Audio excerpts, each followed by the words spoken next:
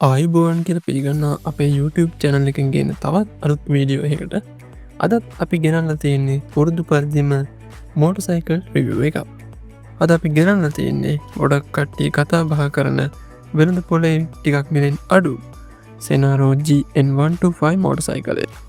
අපේ වීඩියෝවලට ඔයාලා කැමතිනම් අපිත් එක දිගටම එකතු වෙන්න කියන වගේම අලුත් කෙනෙක් නම් චැනල් එක සබස්ක්‍රයිබ් කරන්න යාලුවන්ට බලන්ෂයා කරන්න ආරාධනා කරන ගමන් අප වීඩියකට යන්න එහෙනම් චැනල් එක සබස්ක්‍රයිබ් කරලා ලයික් කරලා ෂයා කරලා අපිත් එක දිගටම එකතු වෙන්න කියලා මුලින්ම ආරාධනා කරනවා.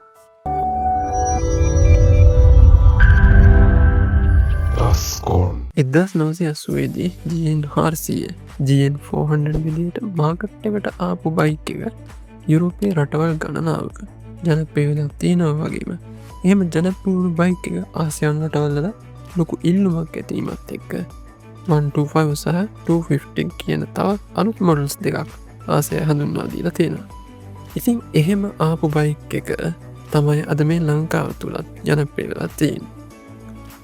මේ බයික ජනප්‍රය වෙන හේතු විදියට මේ GN125 බයික් එක සැපපාසු ඩිසයින් එක ඒ වගේම ඇක්සිඩන්ට් අවමවීම ෆුවල් කන්සම්ෂන් එක හොඳ අගේක තිබීම ලස්සන ෆේෂන් එකක් එක්ක පෙනුම අතින් ගොඩක් හොඳවීම ඉන්දන කාරක්ෂමතාවය අඩු තෙල් වියදමකින් ගොඩක් දුර යන්න පුළුවන් කියන එක තාත්තජයකින් කියනවනම් තෙල්ලට යන කිලෝමිටර් ගන්න ප්‍රමාණවත්තාගක තියෙනවා කියන දේවල් කියන්න පුළුවන්. මේ සෙනාරෝ GN125 බයික එක දැනට ලංකා නිෂ්පාදනය කරන බයිකයක් විදියට හඳුන්දන්න පුළුවන්.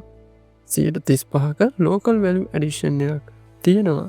ඒකට හේතුව තමයි මේ බයික් එක හැනල් ග්‍රිප් එක DSI ටයස් සෙන්ටර් ස්ටෑන්ඩ් එක ඒ වගේම ශීට් එක මත් කාපට්ස් ටූල් කිට් එක ක්‍රෑෂ් පවගේ දේවල් ලංකාවේ හදල ලංකාව ඇසම්බල් කරන්න හින්ද කියන එක කියන්න ඕන.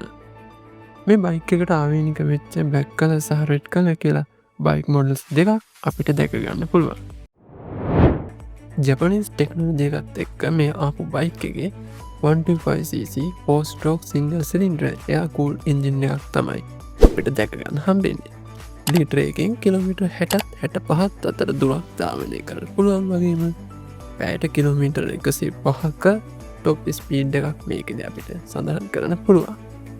එන්ජින් ඔයිල් ගැන කතා කරොත් මිලිලීටර් 850ක් තමයි මේකට අල්ලන්නේ. 5 ස්පීඩ් ගියර් සිස්ටම් එකක් තමයි මේකේ දැක ගන්න හම්බෙන්නේ. ඉස්සරහින් බැලුවම සයිඩ් මිරස් දෙක බලාගන්න පුළුවන් වගේම රවුන්ඩඩ් ෂේප් හෙඩ්ලයිට් බලාගන්න පුළුවන්. මේ හෙඩ්ලයිට් දෙක තනි කරම ග්ලාස් ඇවිත්තියෙන්. ඉතින් ඒ නිසා ටානිශ්වීමේ ඉඩකඩ ගොඩක්ම අඩුයි කියලා කියන්න පුළුවන්.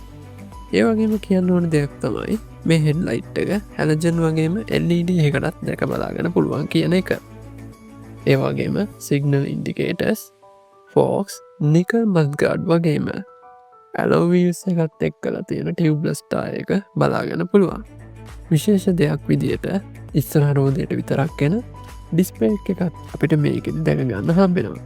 ඉතින් හොඳ බ්‍රේක් රෙස්පොන්ස් එකක් තියෙනවා කියලා අපිට සඳහන් කරන්න පුළුවන්. මීටර් පැනල් එක ගැන බැලුවොත් ගිය පොස්සෙන් බලාගන්න ඩිස්පලේ එක ස්පීඩෝ මීටර් එක RPM මීටර් එකත් එක්ක මොබයිල් ඉන්ටිකේටර්ස් එක දැකගන්න පුළුවන්.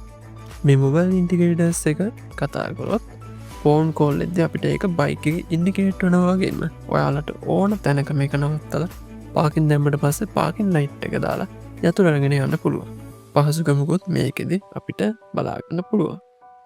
හැන්ලිින් ඩිසයින් ගැන කතාකොළොත් අපිට දැකගන්න හම්බෙන්නේ අතට පහසු හැන්ලිින් පොසිසන් එකත් එක්කම ලස්සන හැල් එකක් එක් කල තියෙන කොන්ට්‍රෝලස් ටික. ඉතින් මේකෙදී කික් ස්ටාර්ට් පහසුකම එක්ක ඉලෙක්ට්‍රික් සෙල්ෆ් ස්ටාර්ට් එකත් බලාගන්න හම්බෙනවා. මේ බයික් එකේ සයින්කේද අපිට බලාගෙන හම්බෙනවා පෙට්‍රල් ටෑන්ක එක. මේක ෆොලි යකට ටෑන්ක එකක් වගේම ලීටර් 12ක පෙට්‍රල් කැපෑසිටිය එකක් දරන්න පුළුවන් කියන තමයි අපිට සඳහන් කරන්න වෙන්නේ. ඒ වගේම එන්ජින් බායික ක්‍රෑස්් බායික බැක්කල යකට ෆ්‍රේම් එක දැකගන්න හම්බෙනවා. ඒ වගේම GN125 බ්‍රෑන්් නේම් ඩිසයින් එකත් එක් කලා පහල්ට ඇද්දි ඩවන් කලේරන්ස එක මිනිමිට 150ක් විදියට තමයි අපිට දැකගන්න පුළුවන්. පදින කෙනාට පිටුපස යන කෙනාට හොඳ ෆුට් ස්පේස් එකක් එක්ක මේක තියෙනවා කියන එක තමයි මේක බලාගෙන පුළුවන් වෙන්නේ. ඒ වගේම ඉඩ කඩින් වැඩි හොඳ ග්‍රිප් එකක් තියෙන බිඩ් කොල්ටිකින් වැඩි පැඩඩ් කම්ෆටබල් ශීට්ට එක්කල තියෙන ස්ට්‍රප් එකකුත් මේකෙදි බලාගන්න පුළුවන් කියන වගේ ටිනෝග්‍රෑම් 190ක් දක්වා බර දැරීමේ හැකියාව මේ බයික් එකට තියෙනවා. මේ ස්ට්‍රප් එකින් ඔයාලා ගෙනියන ඩොකියුමන්ට්ස් ෆයිල්ස් වගේ දේවල් රඳවලා තියාගන්න පුළුවන්. පිටිපස්ස ගැන කතා කරනවා නම් මේ බයිසිකලේ අපිට සයිස් එකකින් වැඩි නිකල් රැක්කයක් බලාගන්න පුළුවන්. ඒ වගේම ලොකු ටේලයිට් එකක් එක්කලා තියෙන සිග්නල් ඉන්ඩිකේටර්ස් දෙක, මඩ් ගාඩ් එක, ටියුබ්ලස් ටයර්, ඇලොයි වීල්ස් වගේම පිටිපස්සට විතරක් එන ඩ්‍රම් බ්‍රේක් අපිට බලාගන්න පුළුවන්. ටයර් ගැන කියනවා නම් 100%ක් ලංකාවේ DSI ටයර් තමයි මේ බයිසිකලේට යොදාගෙන තියෙන්නේ. සෙනාරෝ කම්පැනික් ගැන කතා කරද්දී දැනට ලංකාවේ විතරක් ඇසෙම්බල් කරන ලංකාවේ සමාගමක් විදියට කියන්න පුළුවන් වගේම අමතර කොටස් මිලදී ගැනීමේදී සහ අමතර කොටස් ගෙදරටම ගෙන්නා ගන්න පුළුවන් කියලා තමයි මෙයාලා කියන්නේ. ඒ වගේම මේ බයික් එක ගනිද්දී අවුරුදු 4ක වොරන්ටි එකක් වගේම කිලෝමීටර් 40000ක වොරන්ටි එකක් හම්බෙනවා කියලා තමයි කියන්නේ. මේ බයික් එකේ මිල ගැන කතා කරොත් අද වෙනකොට 5,90,000ක් පමණ වෙනවා කියලා තමයි අපිට දැනගන්නට ලැබෙන. විශේෂයෙන්ම සඳහන් කරන්න ඕන ඔය අනතුරකට පත් වුණොත් බයිසිකලෙන් වැටෙනවා වගේ දෙයක් සිද්ධ වුණොත් මේ බයික් එකේ තියෙන එන්ජින් බායක, ක්‍රෑෂ් බායක, සයිලන්සර් ගාඩ් දෙකෙන් ඔයාලගේ ලෙග්ස් වලට ඒ වගේම බයිසිකලයට වෙන්න තියෙන හානිය ගොඩක් අඩුයි කියලා සඳහන් කරන්න පුළුවන්. ලංකාවේ කලින් තිබ්බ Suzuki GN125 බයික් එකම තමයි මේ ඇවිත් තියෙන්නේ. ටෙක්නොලොජි පැත්තෙන් ගොඩක් හොඳ බයික් එකක් කියලා කියන්න පුළුවන්. ඒ වගේම මේක රයිඩ් කරද්දී කොන්දට කිසිම අමාරුවක්වත් මහන්සියක්වත් දැනෙන්නේ නැහැ. ගැටති තියෙන වලවල් තියෙන පාරවල් ගියා.